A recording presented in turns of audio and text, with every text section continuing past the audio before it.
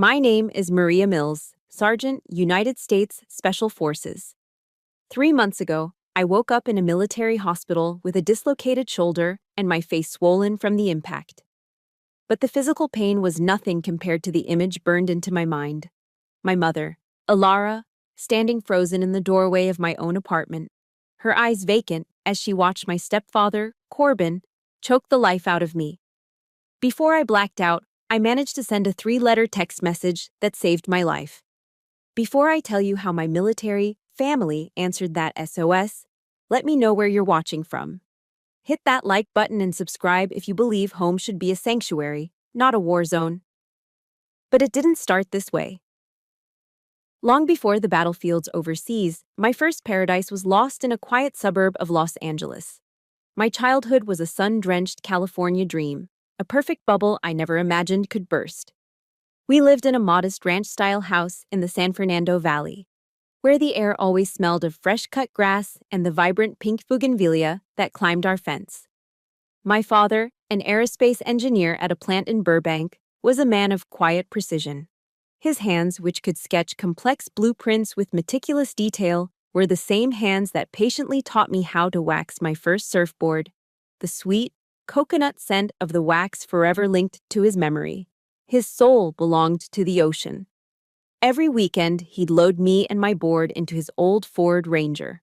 The dashboard was cracked from a lifetime of California sun, and the radio only picked up classic rock stations. But that truck was my chariot to paradise. We'd drive to Santa Monica, where he taught me to read the waves, to feel the pull of the current beneath my feet. "The ocean can be scary, sweetie," he'd always say, his hand on my shoulder as we watched the sets roll in. "But you never turn your back on it. You face every wave, head on." My mother, Alara, was a high school English teacher who saw poetry in everything. While we were in the water, she'd be on the shore, lost in a thick paperback novel. A serene smile on her face. She was our anchor, the calm center of our perfect universe. I was safe. I was loved. I thought that life, that feeling, would last forever. But perfection is as fragile as glass. It shattered on a gray, drizzly Tuesday afternoon. My father was driving home on the 45 freeway when a semi-truck jackknifed in the rain. He was killed instantly. I remember the 2 California Highway Patrol officers standing on our porch, rain dripping from the brims of their hats. Their faces were grim, their voices practiced and sterile as they delivered the words that vaporized our world. My mother didn't just fall, she collapsed, her body folding in on itself as a sound tore from her throat, a raw, guttural scream of such profound disbelief that it still echoes in the darkest corners of my mind. The months that followed were a colorless fog.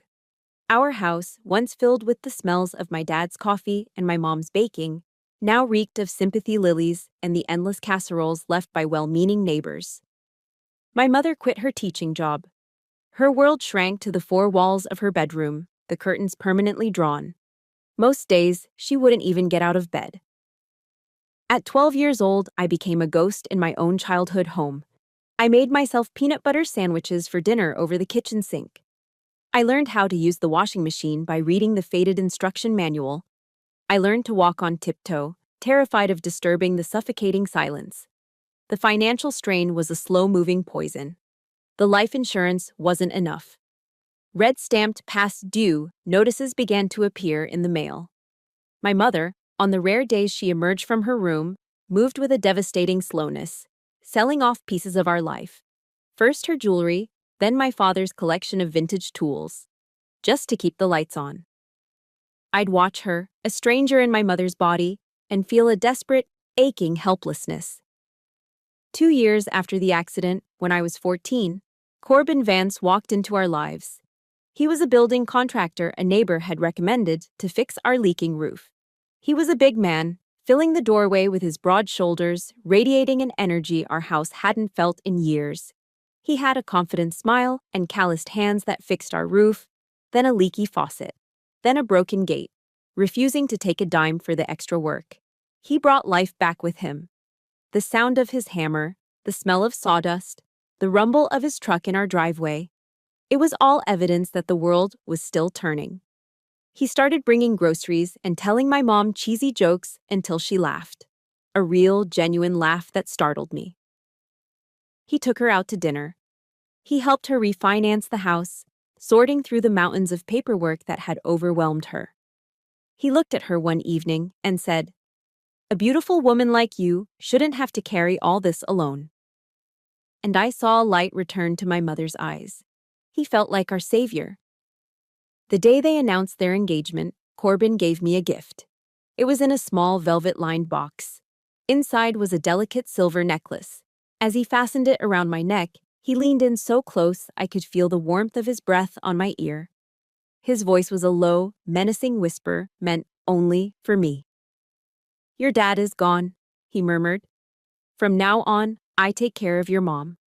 And you. As long as you know your place." A cold dread washed over me, a primal fear that had nothing to do with the cool metal against my skin. It wasn't a promise. It was a threat.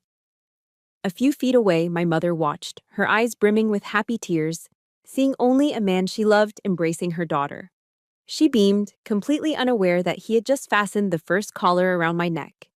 The night after the wedding was the beginning of the end.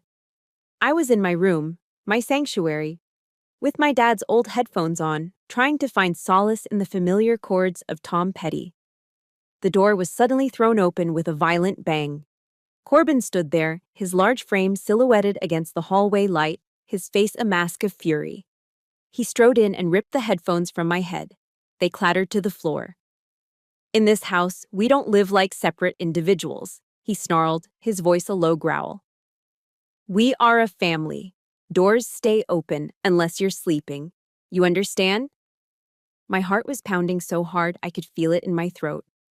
I looked past him, my eyes desperately searching for my mother, who hovered in the hallway. "Help me. Say something, please." But she didn't meet my gaze. She just stared at the worn patch of carpet by my door, her arms wrapped around herself as if she were cold. Her silence was his victory.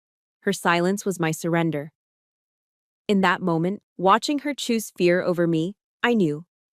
The rules had changed. My home wasn't my home anymore. It was his. The years following Corbin's arrival were a slow, suffocating descent. He never laid a hand on me, not then. He didn't have to. The prison he built wasn't made of steel bars. It was constructed from fear, shame, and my mother's silent compliance. My bedroom door remained permanently ajar, a constant reminder that I had no privacy, no sanctuary. The house grew quiet, the air thick with unspoken rules and the tension of my mother's fear. Life became a performance. On Sundays, Corbin would fire up the grill for a BBQ, inviting the neighbors. He'd stand there, tongs in one hand, a Coors Light in the other, the perfect picture of the all-American family man. I remember him draping an arm around my mother's shoulders and saying to our neighbor, "I'm a lucky man to have her. She'd be nothing without me." Everyone laughed, thinking it was a joke. But I saw the flicker of pain in my mother's eyes. We both knew it was a statement of ownership. When I was 17, a small crack of light appeared. I won a district-wide literary award for an essay about my father and the ocean. My English teacher, Mrs. Albright, hugged me, telling me I had a real gift. I clutched the certificate, the crisp paper feeling like a passport to a different life, and ran home, desperate to share the good news with my mom. I found her in the kitchen with Corbin, who was sitting at the table nursing a beer. "Mom, look," I said, my voice trembling with excitement. She turned, a genuine smile gracing her lips, but it vanished when Corbin looked up. "Let me see that," he said, his voice flat. I reluctantly handed him the certificate. He scanned it, his eyes lingering on my essay's title, a muscle twitching in his jaw. A slow, contemptuous smirk spread across his face. "Literature? What are you going to do with this? Write greeting cards for a living?" He tossed it onto the counter like trash and looked at my mother. "Alara, this is your fault. You keep filling her head with this useless, artsy nonsense." The air went still. This was the moment for her to be my mother, to defend me. I held my breath, my gaze locked on her, pleading. She flinched as if he'd struck her. She wouldn't look at me. "I'm sorry, honey," she whispered to Corbin. Then she turned to me, her expression a mask of strained apology. Maria, just put it away. His words had been cruel, but hers shattered me. He wasn't just insulting me. He was forcing my mother to be his accomplice. He was making her take the last piece of my father I had left and discard it herself. That fall, I got a part-time job as a barista at a coffee shop on Ventura Boulevard. It was my escape plan. For 20 hours a week, I could breathe, laugh with coworkers, and feel the simple dignity of earning my own money. My first paycheck was only $94, but holding it in my hand, I felt like a millionaire. It was a secret seed of freedom. I walked into the house that Friday, my heart soaring, but it plummeted the moment I saw him. Corbin was sitting at the kitchen table, waiting. In front of him was a composition notebook. Give it here, he commanded. My hand trembled as I gave him the check. He endorsed it, then pushed the notebook towards me. Write it down. Every penny, date, hours, total. He tapped the page. From now on, this all goes to me. You think the electricity, the water, the food you eat falls from the sky? You live under my roof, you eat my food, you contribute. He turned my hard-earned money, my ticket out, into rent for a prison cell. The final wall of that prison slammed shut on my 18th birthday. My mother, in a small act of rebellion, had spent the day making my favorite dish, a rich, bubbling lasagna. It was her way of saying, I love you, without speaking the words. As we sat down, Corbin slid a plain manila envelope across the table. It wasn't a birthday card. Inside was a filled-out application for the local community college. He'd already chosen my major, administrative assistant. This is your future, he announced. Time to be realistic. You'll go to school, live at home, and get a job to help this family. Tears welled in my eyes. I want to study journalism, I choked out. I want to go to a university. Away from here. He slammed his fist on the table, making the glasses jump. Don't be ungrateful, he roared, his face turning red. Who do you think you are to make demands? Your mother doesn't even have a job. That night, long after the house had fallen silent, I heard the TV in the living room. It was Oprah's voice. I crept out and saw her on the screen. Turn your wounds into wisdom, she said. The words hit me with the force of a physical blow. Wisdom. I slipped into my mother's room. Corbin was snoring. She was sitting by the window, a silhouette against the distant, glittering lights of the valley. Mom, I whispered, my voice breaking. Why do you let him do this to us? For the first time, she didn't offer an excuse. She turned, and I could see the sheen of tears on her face. Her voice was a ragged, broken whisper. Because I'm scared, Maria. I'm terrified of being alone. I'm terrified I can't provide for you. At least he's here. She reached out and took my hand, her fingers cold and trembling. You're stronger than me, she said, her eyes finally meeting mine, filled with a terrible, desperate clarity. Don't you let him break you like he broke me. Go. Save yourself. It wasn't a mother abandoning her child. It was a prisoner begging her cellmate to find a way to escape. And in her desperate plea, she gave me the only permission I ever truly needed. My mother's words that night, go, save yourself, became the fuel for a fire I didn't know I had. They were the permission I'd been waiting 6 years to receive. The next morning, I told Corbin I was going to the library to study for finals. Instead, I took 2 city buses across the valley to the Armed Forces recruiting office in Van Nuys, a sterile, unassuming building tucked into a strip mall. The room smelled of stale coffee and industrial-grade cleaner. Posters of determined-looking soldiers in pristine uniforms lined the walls, their gazes fixed on some distant horizon. The recruiting sergeant, a man named Sergeant Miller, had a face like carved granite but kind, weary eyes. He listened patiently as I gave him the sanitized version of my story. That I was looking for a challenge, a purpose, a way to become strong. He laid several brochures on his metal desk. Army, Navy, Air Force. Then he pushed one forward. It was for the Special Forces. The cover showed soldiers rappelling from helicopters, navigating dense jungles, their faces grim and focused. The images depicted a brutal, unforgiving world. I didn't feel fear. I felt a profound sense of recognition. This was a hell I could choose. "This path will try to break you, kid," Sergeant Miller said, his voice a low gravel. "I know," I replied, my own voice steady. "But I'm used to being broken." There was one major hurdle. I was still a few months shy of 18. I needed a parent's signature. That piece of paper felt like the final, insurmountable wall. I carried the enlistment packet home in my backpack, its weight feeling heavier than any textbook. That night, I waited until I heard Corbin's F-150 rumble out of the driveway. He was heading to a sports bar with his friends. I found my mom in the living room, quietly reading. My hands trembled as I pulled the papers from my bag and laid them on the coffee table in front of her. She picked them up, her brow furrowed in confusion.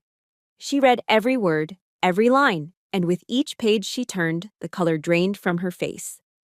When she finished, she looked at me, her eyes a maelstrom of terror and love. It was a horrifying choice I was forcing her to make. My safety in the present versus my chance at a future. "They'll hurt you, Maria," she whispered, her voice cracking. "It hurts more here," I said softly, and the simple truth of those words hung in the air between us. She looked away, out the window and into the dark street, as if searching for an answer out there. She was silent for a full minute that felt like an eternity. Then she picked up the pen from the end table. The blue ink of her signature, Ilara Mills, trembled on the dotted line. It was the bravest thing I had ever seen her do. She couldn't escape the cage herself, but with one shaky stroke of a pen, she had just unlocked the door for me. I decided to tell Corbin the next evening at dinner. I needed to do it on my own terms, to face him not as a child asking for permission, but as a young woman informing him of a decision. As I explained my enlistment, his face cycled through a series of emotions. First confusion, then disbelief, and finally a surge of pure, violent rage. He shot up from his chair, sending it crashing backward onto the linoleum floor. "You think you're what? Some kind of soldier?" he screamed, flecks of spittle flying from his mouth. "You're mine. You live in my house. You breathe my air. You're not going anywhere." He raised his hand, a motion that had always made me instinctively flinch and cower. But not this time.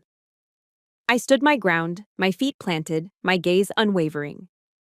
"You don't own me," I said, my voice as cold and hard as steel. "And this isn't your house. It was bought and paid for with my father's life insurance money." His eyes blazed with a murderous fire, but my stillness, my refusal to be intimidated, threw him off balance.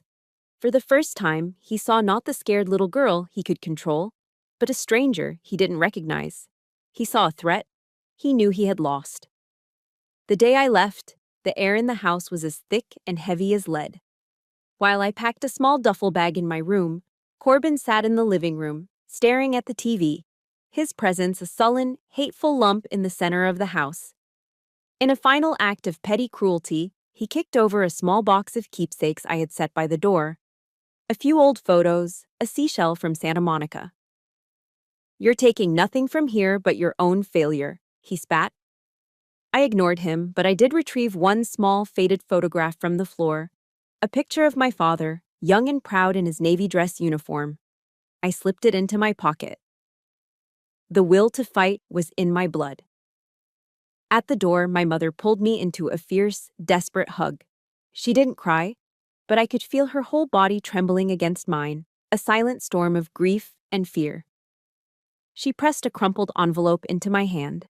Inside, I later found, was $200 in cash she must have saved, dollar by dollar, over months. "Be strong," she whispered into my ear, her last command to me. As I walked down the driveway toward the Greyhound bus that would take me to the processing station, I didn't look back. I couldn't. I boarded the bus, found a seat by the window, and only then did I allow myself to look. That moment on the bus was the loneliest I've ever felt in my entire life. It was the price of my freedom. If you've ever had to make a heartbreaking choice to save yourself, please hit that like button to show a little support. And in the comments below, just type the words, "You are not alone." so that anyone else feeling that way today can see it. I only looked in the rearview mirror, watching my mother's small figure shrink, still standing there at the edge of the lawn, until she was just a blurry dot against the backdrop of the house I'd once called home. I was finally free, but I had never, ever felt so alone. Special Forces selection and training at Fort Bragg, North Carolina, was a purpose-built hell on earth. From the moment we stepped off the bus, we were systematically dismantled. The drill sergeants, with voices like gravel grinders, screamed into our faces, pushed our bodies past every conceivable limit of physical and mental endurance. They broke us down day after day in the humid Carolina heat, in the freezing mud, in the dead of night. They wanted to shatter us into a million pieces. But there was a fundamental difference. Corbin broke me to destroy me. They broke me to rebuild me, stronger than before, piece by piece. Every morning at 0400, when the alarm blared and my entire body screamed in protest, when every muscle felt like shredded glass, I would see Corbin's smug, hateful face in my mind. And I'd get up. This pain was different. This pain was my choice. It had a purpose, and most importantly, it had an end date. The hell I'd left behind had neither. During the worst moments of exhaustion, a quote from General Patton I'd read once would echo in my head: "Accept the challenges so that you can feel the exhilaration of victory." This was my challenge. Victory was my escape. For the first few weeks, I felt utterly alone, a California girl adrift in a sea of hardened recruits from all over the country. My primary competitor was a woman named Sloan. She was from a dusty ranch town in West Texas, tough as a $2 steak and just as lean. She spoke in short, clipped sentences and had a stare that could cut through steel. We were rivals, constantly trying to outrun, outshoot, and outlast each other. That all changed during a land navigation exercise deep in the Uwharrie National Forest. We were on a grueling 20-mile ruck march, each carrying 60 pounds of gear. About 12 miles in, my foot slipped on a wet rock and I felt a sickening pop in my ankle. Pain, white-hot and blinding, shot up my leg. I collapsed, the weight of the pack driving me into the mud. This is it, I thought. I'm done. I expected Sloan, who was right behind me, to just run past. That's what we were trained to do. Focus on the mission, complete the objective. But she stopped. She didn't say a word. She just knelt, pulled a field dressing from her pack, and expertly fashioned a temporary splint around my ankle with 2 sturdy branches. Then she hoisted my pack onto her own shoulders, 120 pounds of dead weight, and looked down at me, her face impassive. "Get up, L.A., she grunted. "We leave no one behind." That night, huddled by a small smoky fire, our uniforms soaked and caked with mud, we shared a cold can of spaghetti. She never mentioned my injury or her sacrifice. We just sat in a comfortable silence, watching the flames. For the first time in 6 years, the crushing weight of loneliness lifted from my shoulders. I wasn't just a survivor anymore. I was part of a team. I had an ally. Our commanding officer was Captain Eva Rostova, a woman with piercing gray eyes and a reputation for being unbreakable. She rarely smiled and never gave praise. Her approval was a currency more valuable than gold, and none of us felt we had earned it. At the end of our training cycle, during our final one-on-one evaluations, I sat across from her in her Spartan office, my back ramrod straight. She stared at my file for a long moment, then looked directly at me, her gaze so intense it felt like she was x-raying my soul. "Mills," she said, her voice calm and even. "Your file says you came here running from something. Lots of people do. They usually don't last." She leaned forward slightly. "But what I've seen isn't a runner. I've seen a fighter. You don't just survive, Mills. You adapt, you overcome, and you refuse to quit." She closed my file with a soft thud. "Welcome to the team." Her words hit me harder than any physical blow ever had. It wasn't praise, it was an acknowledgement. It was a statement of my value, earned through grit and sweat and pain. It was the validation I had craved my entire life, not from the family who should have given it freely, but from a woman who had seen the warrior I was forged into becoming. It was worth more than any medal. After graduation, I was assigned to a base on the West Coast, close enough to feel the Pacific breeze again, but a world away from the life I'd left behind. I was given a small one-bedroom apartment in the on-base housing complex. It was beige and boring, with government-issue furniture, but it was all mine. The first time I went to the grocery store, I just stood in the middle of the cereal aisle, overwhelmed. I could buy anything I wanted, I could eat whenever I was hungry. There was no one to monitor my choices, no one to demand my receipts, no one to judge me. It was a simple, profound freedom. That night, I built up the courage to call home. My mother answered on the second ring, her voice a hushed, anxious whisper. In the background, I could hear the tinny sound of a TV sitcom, Corbin's show. "Mom, it's me. I'm okay," I said, trying to inject a brightness into my voice that I didn't quite feel. "I graduated. I have my own place now." There was a long pause on the other end of the line, so long I thought she might have hung up. I could hear her quiet, shallow breaths. Then, her voice, thick with unshed tears, came through the receiver. "I'm so glad, baby," she whispered, before quickly adding, "I have to go." The line went dead. I stood there in my empty, quiet apartment, the silence buzzing in my ears. I knew she was proud. I knew she was relieved. But she couldn't say it. She was still a prisoner. And her warden was in the next room. For a while, my new life fell into a rhythm that felt blessedly normal. There was the satisfying exhaustion of physical training, the intense focus of my work, and the easy camaraderie of weekend beers with Sloan and the rest of our unit. I was building a life brick by brick, a fortress of discipline and purpose. But the calls home were a constant, unsettling echo from the world I had escaped. They were never long. My mother always spoke in short, clipped sentences, her voice tight with a tension that traveled across the phone lines. Whenever I asked if she was okay, the answer was always the same rehearsed line, "I'm fine, honey." Then she'd quickly change the subject.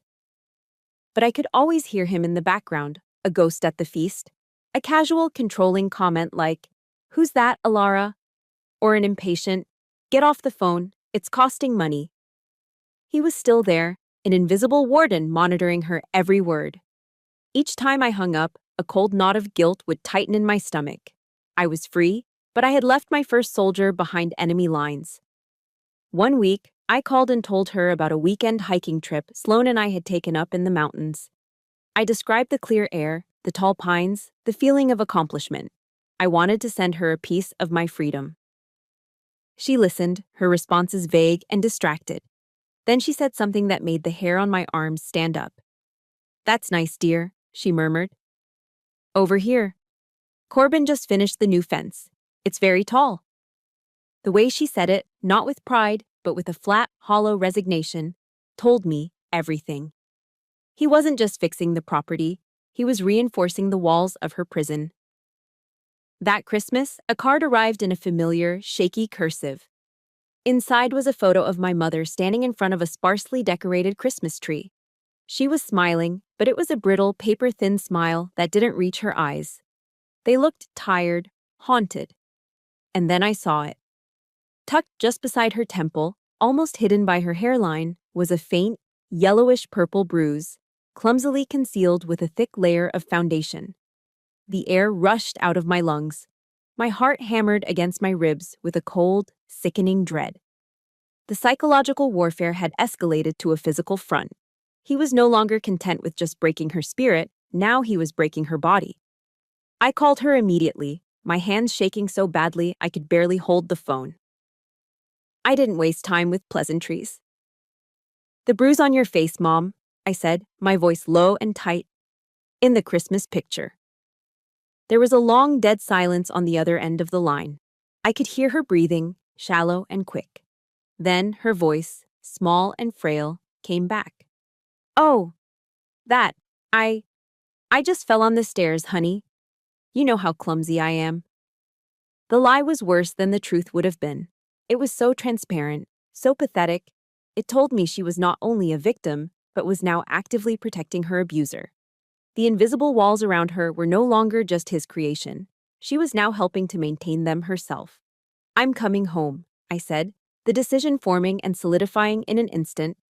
The reaction was immediate and visceral. "No! Don't, Maria! Please!" she begged, her voice rising in sheer panic. "You can't. It will only make things worse. Corbin, he won't like it." Then I heard his voice, a low growl from somewhere behind her. He must have wrenched the phone from her hand. "What's she gonna do?" he snarled into the receiver, his voice dripping with contempt. "Call the cops? Who's gonna believe some runaway kid who joined the army?" The line went dead. I sat there in my sterile, quiet apartment, the dead phone still pressed to my ear. The freedom I had fought so hard for, the strength I had built, the new life I had forged, it all felt like a bitter illusion. I was a sergeant in the United States Special Forces, capable of handling threats most people couldn't even imagine. But I was utterly powerless to save my own mother. I was free, but she wasn't. And he was using her to mock me, to remind me that no matter how far I ran, his shadow still reached me. That night, Sloan found me in the on-base gym, punishing a heavy bag with a ferocity that bordered on madness.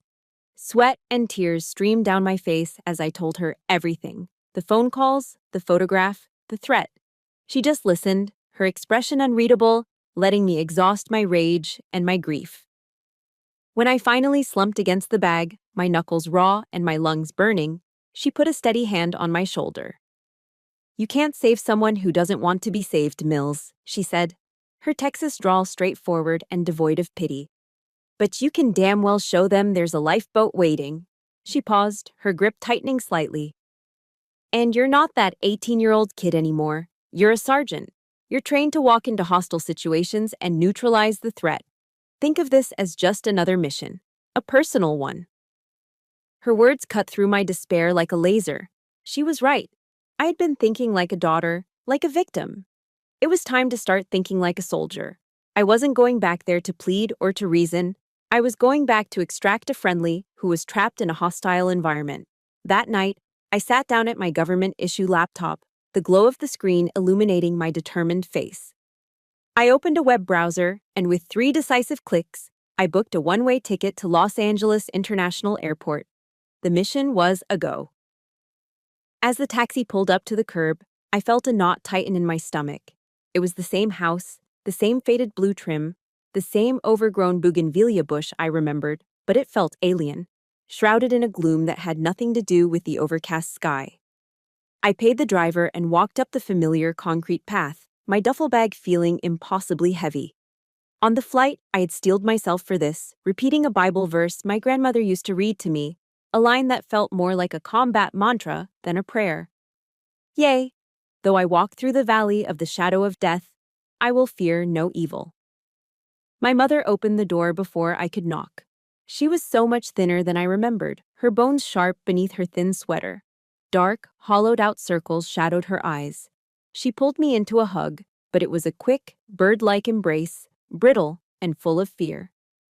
"You shouldn't have come," she whispered, her eyes darting nervously toward the interior of the house. And then he was there, filling the space behind her. Corbin emerged from the living room, wiping his greasy hands on a pair of filthy jeans. He looked me up and down, a slow, deliberate assessment, and a calculating smirk played on his lips. "Well, look what the cat dragged in," he said, his voice oozing false cordiality. "Looking all soldierly. Still just a scared little girl on the inside, though." My eyes scanned the living room wall behind him. A cold fury settled in my chest. Every photograph of my father, smiling at his wedding, holding me as a baby, proudly standing by his first car, was gone. In their place hung a grotesque gallery of Corbin's triumphs. Posed photos of him grinning over the carcasses of deer and wild boar, their dead eyes staring blankly from the wall. He hadn't just moved in. He had systematically erased my father, rewriting our family history with blood and gunpowder. For the next 24 hours, I tried to speak with my mother alone, but he was a constant, suffocating presence. He never left us for a moment, hovering nearby, pretending to fix a squeaky floorboard or watch a game on TV, but I knew he was listening to every word. I waited for a moment when he went to the garage, and I quickly pressed a small folded business card into my mother's hand. It was for a national domestic violence hotline and shelter network. "Mom, These people can help, I whispered urgently. They have safe houses, lawyers, everything you need to get out. She stared at the card in her palm as if I'd handed her a live scorpion. Her eyes widened with terror, and she quickly shoved it into her pocket as Corbin's footsteps sounded on the back porch. I don't need that, she lied, her voice a frantic, shaky whisper. Everything is fine, Maria. Everything is fine. The painful truth landed like a punch to the gut. The prison walls weren't just on the outside anymore. He had built them inside her mind, and she had become her own jailer. That evening's dinner was torture. Corbin held court at the head of the table, pontificating about his latest construction jobs, about how hard he worked, about how well he took care of my mother. He was playing the part of the benevolent patriarch, a role so grotesquely false it made me physically ill. I listened, my fork frozen over my plate, my composure held together by years of military discipline. But when he put his hand over my mother's and said, "She's a lucky woman," I finally broke. "So the bruise on Mom's face in the Christmas photo?" I asked, my voice dangerously quiet, cutting through his monologue like a razor. "Was that part of the care, too?" The room fell into a dead, ringing silence. My mother's fork clattered onto her plate. She froze, her breath caught in her throat. Corbin slowly put his own fork down. The charming smile vanished from his face, peeled back to reveal the snarling monster beneath. "You'd better watch that mouth of yours," he hissed, leaning across the table. "You haven't been here. You don't know what's right and what's wrong anymore. You abandoned her. I'm the one who stayed." The next morning, as I was about to leave for the airport, he cornered me in the entryway. My mother had already retreated to the back of the house, a silent surrender. "You think you're smart, don't you?" he said, his voice low and guttural with menace, blocking my path to the door. "Think you can just fly in here, stir up trouble, and fly right out?" He took a step closer, invading my personal space. "It's a small world, little soldier. You can run, but you can't hide. I know where you are. I know where you work. And if I can't have your mother peaceful and quiet, then you'll never have a moment's peace for the rest of your life." It wasn't a threat made in anger. It was a vow. It was a promise of future violence delivered with the cold certainty of a man who believed he was untouchable. If you've ever had that chilling moment where you looked at someone you were supposed to trust and saw a monster looking back, hit the like button. And in the comments, just type one word. I see you. Let's show each other we're not alone in this. As I sat on the plane, climbing high above the sprawling lights of Los Angeles, I didn't feel relief. I felt the cold dread of a soldier who had just walked through a minefield and heard the first click behind her. I hadn't solved a problem. I had just pulled the pin on a grenade, and I knew it was only a matter of time before it exploded.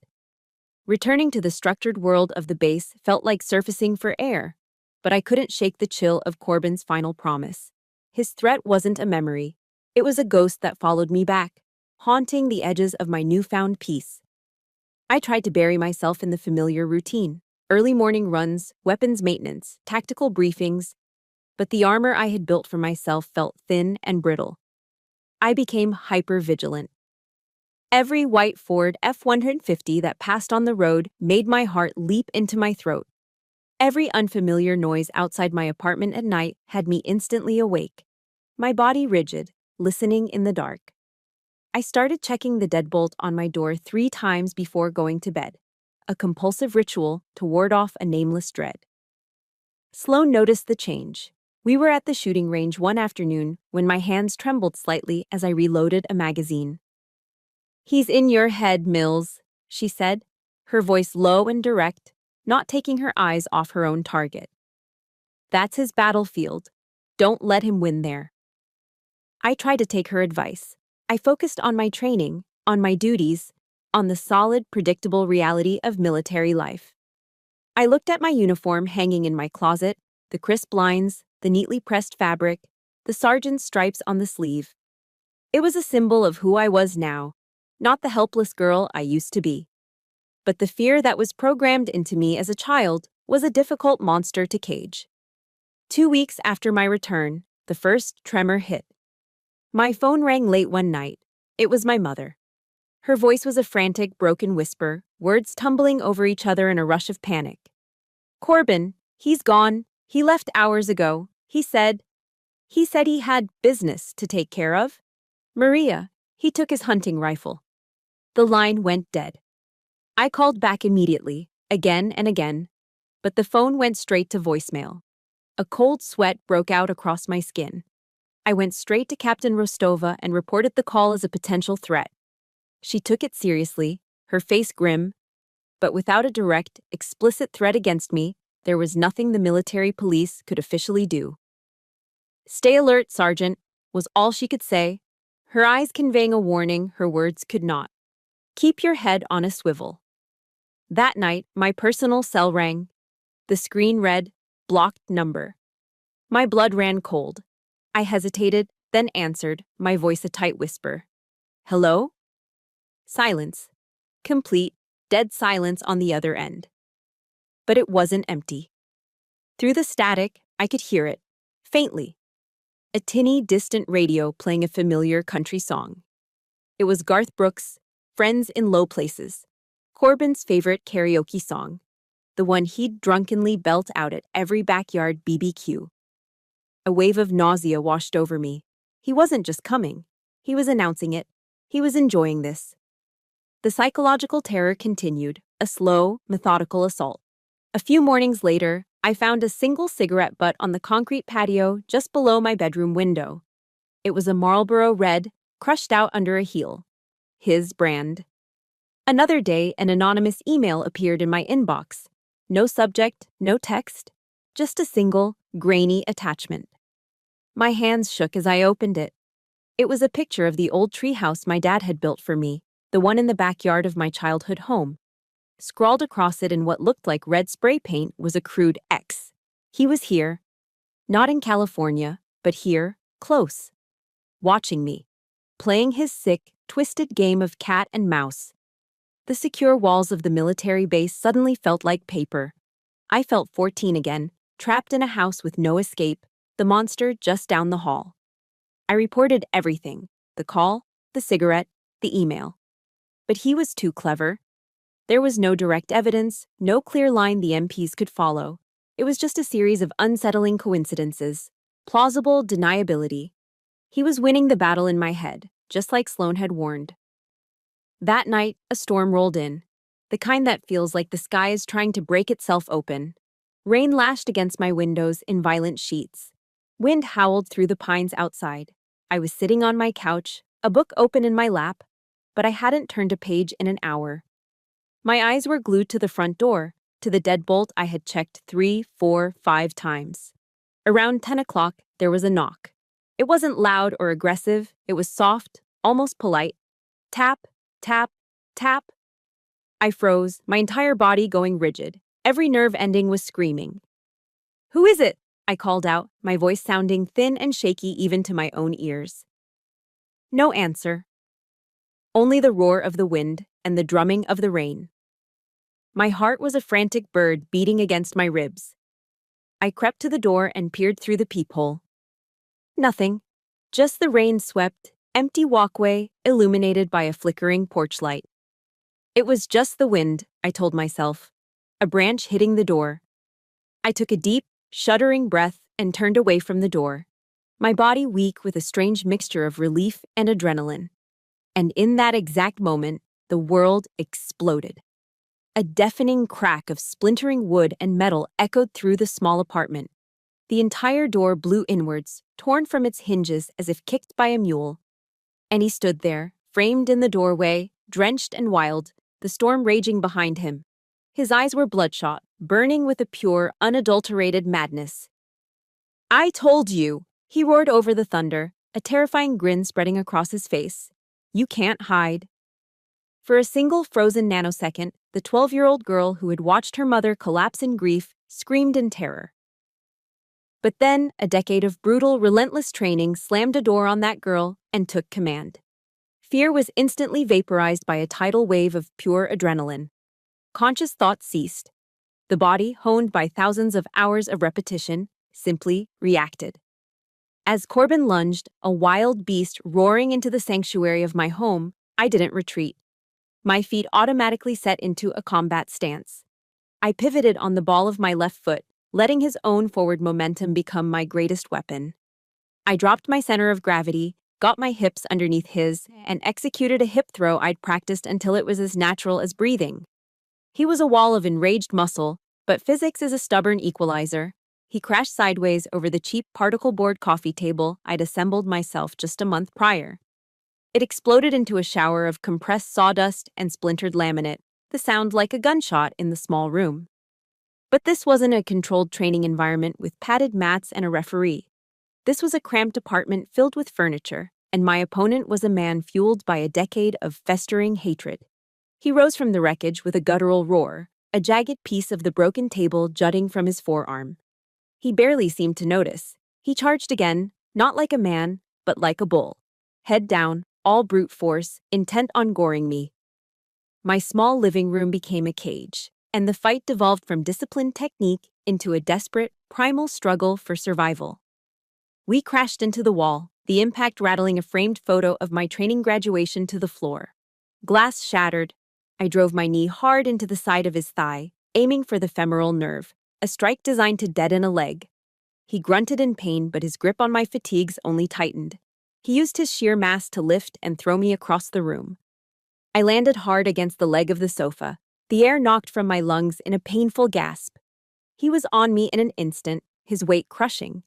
I tasted blood in my mouth. His fists were like cinder blocks, raining down blows that were clumsy but powerful. I raised my arms to shield my face, the impacts jarring my teeth, my skull rattling with each connection. I tried to put him in an armbar, a triangle choke, anything to neutralize his strength, but he was too strong, his rage giving him a terrifying, inhuman power. He landed a clean punch to the side of my head, and the world flashed a brilliant, painful white. Another blow caught my shoulder at a bad angle, and I felt a searing, sickening pop as it dislocated, my left arm going numb and useless beneath me. My vision started to blur, the edges turning a fuzzy gray. And then, through the haze of pain and disorientation, I saw her. Over Corbin's heaving, sweat-soaked shoulder, framed in the ruined doorway against the raging storm, was a silhouette. My mother. He must have forced her to drive the 2,000 miles with him, a terrified hostage on his quest for revenge. She was just standing there, her face a blank, emotionless mask, her eyes as empty and dead as a porcelain doll's. She didn't scream for help. She didn't move to intervene. She didn't do anything. She just watched as her daughter was being beaten to death on the floor of her apartment. That sight, her vacant stillness, hurt more than any of his punches. It was the final, ultimate betrayal, a wound deeper than any fist could inflict. "You're just like your father," Corbin bellowed, his voice hoarse, his face a contorted mask of fury. "Stubborn and useless." His words, meant to be the final nail in my coffin, instead struck a spark. They ignited the last ember of defiance in my soul. I wasn't just fighting for my own life anymore. I was fighting for my father, for his memory, for his honor that this man had spent years trying to erase. With a final desperate surge of strength, I bucked and twisted, but it was useless. My body was failing. He was too heavy, too anchored. He grabbed a thick handful of my hair and brutally slammed my head against the hardwood floor. Stars exploded behind my eyes. The world tilted sideways. He shifted his weight, pinning my arms with his knees, and then his huge, calloused hands, the same hands that had once pretended to fix our home, closed around my throat. "You took everything from me," he hissed, his face inches from mine, his breath a foul, hot wave of whiskey and rage. The pressure mounted, a crushing band of iron. My airway slammed shut. My lungs burned, screaming for oxygen that wasn't there. Black spots danced in my vision, growing larger, merging, consuming the world. I felt myself sinking, drowning in a cold, dark, silent ocean. This was it. This was the end. He had won. He was finally extinguishing me, just as he had extinguished my mother's spirit all those years ago. My body started to go limp, the last of my fight draining away. But then, a single thought pierced the suffocating darkness. A voice. Not his. Not mine. It was Sloane's. We leave no one behind. My team. My real family. Rostova's face, stern and proud. Sloane's, loyal and fierce. The faces of the men who had become my brothers. They were my reason. They were my anchor in the storm. With a final convulsive twitch of pure will, my one good arm, my right arm, flailed weakly on the floor beside me. My fingers brushed against something cool, smooth, and hard. My phone. It must have been knocked from my pocket. My vision was almost gone, a tiny pinprick of light in a universe of black. I couldn't see the screen. I couldn't think. There was only muscle memory, drilled into me from years of operating equipment in the dark. The instinctive upward swipe to unlock. The familiar tap where the messaging app icon should be. Tapping the top of the screen where Sloane's name always was in my recent contacts. My thumb, clumsy and numb, hovered over the keyboard. 3 letters. 3 desperate, frantic pulses of my thumb against the cold glass. S. O. S. Send. My hand fell away, limp. The last pinprick of light vanished. The cold, dark water closed over my head, and I knew nothing more. I don't know how long I was unconscious. Seconds. Minutes. It felt like an eternity in that dark, silent abyss. The first thing that pierced the darkness wasn't Corbin's voice, but a cacophony of sound. There was shouting, loud, angry, authoritative voices barking orders. The rhythmic, heavy thud of combat boots storming across my floorboards. And beneath it all, the rising and falling wail of sirens growing closer and closer. When my eyes fluttered open, the first thing I saw wasn't the ceiling of my apartment, but the frantic, horrified face of Sloane, leaning over me. Her eyes, usually so stoic and unreadable, were wide with a terror that mirrored my own. Behind her, my ruined apartment was a whirlwind of motion. I saw 2 large military police officers hauling a screaming, struggling Corbin to his feet. They slammed him against the wall, wrenching his arms behind his back, the sharp click of handcuffs echoing in the room. He was no longer a terrifying monster, just a pathetic, flailing middle-aged man, spitting meaningless curses. He was just a bully who had finally met a bigger force. I later learned that when Sloane received my text, 3 stark letters, SOS, she didn't call 911. She didn't call the base MPs. She did something far more effective. She activated the unofficial network, the phone tree that every tight-knit unit has for emergencies. She called our entire team. The first to arrive were the 2 guys from our unit who lived in the same housing complex. They were the ones who kicked the already broken door in and dragged Corbin off me. The next thing I knew, I was in the sterile white world of the base hospital. The sharp, clean smell of antiseptic replacing the stench of fear and whiskey. My shoulder had been put back in place, a dull, throbbing ache radiating through my arm. My face was a swollen, tender mess. When I finally came to full consciousness, the first person I saw was Sloane. She was asleep in a hard plastic visitor's chair pulled right up to my bedside, her head slumped against her chest, still in her mud-stained fatigues from a field exercise. She hadn't left my side. On the small bedside table, next to a plastic cup of water, was a pink and white cardboard box. Inside was a half-dozen assorted donuts from the 24-hour shop just outside the main gate, the one I loved. That small, simple gesture of care, of knowing, of being there, was a kindness so profound it brought hot tears to my eyes. A few hours later, I had more visitors. Captain Rostova and the base commander, a full-bird colonel named Thorne, walked into my room. Colonel Thorne was an imposing man with a chest full of ribbons and a voice that commanded attention without ever having to be raised. He stood by my bed, his hands clasped behind his back, his expression grim and resolute. "Sergeant Mills," he said, his voice a low, steady rumble. "I have been fully briefed. Let me be perfectly clear. An assault on one of my soldiers, in their home, on my base, is an assault on the United States Army itself." He looked from me to Captain Rostova, then back. "We will not let this stand. This man has made the single biggest mistake of his life." And in that moment, I understood. Corbin had miscalculated, fatally. In his arrogant, hate-filled mind, he had driven 2,000 miles to attack a scared, vulnerable girl. the one he had terrorized for a decade. He never imagined he was actually attacking a sergeant in the Special Forces, a valued member of one of the most fiercely loyal and lethal families on the planet. He hadn't just poked a bear. He had kicked a hornet's nest the size of a city block. And now, the entire swarm was descending. They told me what happened to my mother. The MPs had found her in the passenger seat of Corbyn's F-150 in the parking lot. She was catatonic, huddled into a small ball, trembling uncontrollably and unable to speak. A complete psychotic break. The paramedics had taken her to the psychiatric wing of the same hospital. Later that day, a nurse wheeled me down the hall. I saw her through a small reinforced glass window in her door. She looked so small, so fragile, so utterly broken.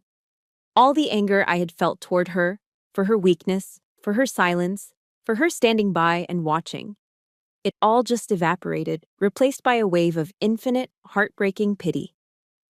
She was a casualty of this war too, a prisoner of war who had been on the battlefield far longer than I had. Corbyn hadn't just tried to kill me that night, he had succeeded in destroying what was left of her. A few days later, when the swelling in my face had gone down and I could sit up without the room spinning, a woman in a crisp dress uniform entered my room. She had sharp, intelligent eyes and a no-nonsense demeanor. "Sergeant Mills, I'm Captain Monroe," she said, her handshake firm and confident. "I'm with the JAG Corps. Colonel Thorne has personally assigned me to your case." She sat down in the chair Sloane had vacated. "We are going to prosecute Corbyn Vance to the fullest extent of the Uniform Code of Military Justice and Civilian Law. He assaulted a service member on a federal installation. The charges will be extensive." She placed a small digital voice recorder on the bedside table. "But to build the strongest possible case, I need you to tell me everything. Start from the very beginning. Don't leave a single detail out." I took a deep, shaky breath and looked at the small black device. For the first time, I wasn't telling my story as a victim whispering in the dark. I was telling it as a witness, as a soldier, as a survivor. And I knew the final battle was just beginning. The military tribunal wasn't what I had imagined. There was no dramatic shouting, no last-minute confessions. There was only the cold, methodical presentation of the truth. With Captain Monroe at my side, a formidable and brilliant legal warrior, I took the stand in my full dress uniform. I looked out at the courtroom, at the jury of stone-faced officers, at Corbyn sitting beside his defense attorney, trying to look like a misunderstood victim. And I told my story. I recounted a decade of hell, not with tears or anger, but with the calm, factual precision of a soldier delivering an after-action report. I detailed the psychological abuse, the financial control, the escalating threats, and the final, violent assault. My testimony was supported by a mountain of evidence the JAG Corps had meticulously compiled: financial records, testimony from my coworkers at the coffee shop, the threatening email, and forensic evidence from my apartment. The most powerful moment came during the cross-examination. Corbyn's lawyer tried to paint me as a troubled, rebellious teenager, an ungrateful stepdaughter who had run away from a loving home. "Isn't it true, Sergeant," he asked, his voice dripping with condescension, "that you had a history of defying Mr. Vance's authority?" Before I could answer, a quiet sound came from the gallery. I glanced over.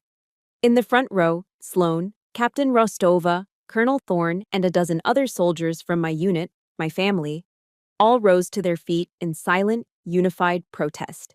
They didn't say a word. They just stood there, a formidable wall of decorated uniforms, their collective gaze fixed on the defense attorney. It was a silent, powerful rebuke, a testament of support that spoke louder than any objection. The lawyer faltered, stammered, and quickly concluded his questioning. When it was Corbyn's turn to testify, his lies crumbled under Captain Monroe's relentless questioning. He was no longer a monster, just a small, pathetic man whose carefully constructed facade had been torn away. The jury deliberated for less than an hour. The verdict came back: guilty, on all charges. Attempted murder, aggravated assault, interstate stalking. The judge sentenced him to the maximum penalty, ensuring he would spend the rest of his life in a federal prison. Justice wasn't a fiery act of revenge. It was the cold, quiet click of a prison door locking shut. A few months later, my mother was released from the treatment facility. She was fragile but clear-eyed, the fog of fear finally beginning to lift. We agreed to meet at a small quiet park overlooking the ocean in Palos Verdes, a place my father had loved. We sat on a bench, watching the waves crash against the rocks below, the salty air cool on our faces. For a long time, we just sat in silence. "I'm sorry, Maria," she finally said, her voice quiet but steady, her gaze fixed on the horizon. "I was so scared. For so long. I was too scared to be the mother you needed." Tears I didn't know I still had pricked my eyes. I reached over and took her hand. It was thin, but her grip was firm. "I know, Mom," I said, "and I'm sorry I had to leave you." We didn't need to say anything else. In that shared silence, with the sound of the ocean as our witness, we began to slowly, carefully, rebuild the bridge that had been destroyed so long ago. The wounds Corbin inflicted left scars, but as Oprah had once said, you can turn your wounds into wisdom. My pain gave me a new purpose. With the full backing of Colonel Thorne and the Army, I started a pilot program called Operation Safe Harbor. It's a confidential hotline and support network for service members and their families who are silently battling domestic abuse. The military trains us to fight enemies overseas, but sometimes the most dangerous enemy is the one sleeping in the bed next to you. I use my story, the signs I missed, the patterns of control, the escalation, to train commanding officers and senior NCOs on how to recognize the subtle red flags of abuse, how to intervene safely, how to get a soldier and their family the help they need before it's too late. The wound Corbin gave me was meant to be a mark of his power. Instead, I transformed that scar into a shield for others. My story, the one you've been listening to, is over. But my journey isn't. Today, I still serve, but my battlefield has expanded. Sometimes on the weekends, my mother and I will drive out to Santa Monica Beach. She'll bring a book, just like she used to. I don't surf anymore, but I sit with her on the sand, feeling the warmth of the California sun on my face. Corbin tried to drown me in his darkness, but he failed. He didn't understand that sometimes it's from the deepest, darkest places that you find the strength to create a dawn of your own making. My legacy won't be the story of how I survived his attack. My legacy will be the people I helped find their own dawn. Thank you for listening to my story. The truth is, there are millions of us, survivors who have walked through the fire and are still healing from the scars. If my journey has resonated with you, you are not alone. This channel is a place for our stories to be heard and our strength to be shared. Please subscribe and join our community. Because every time one of us stands up and speaks our truth, we light the way for someone else who is still lost in the dark. Be the light. I'll see you in the comments.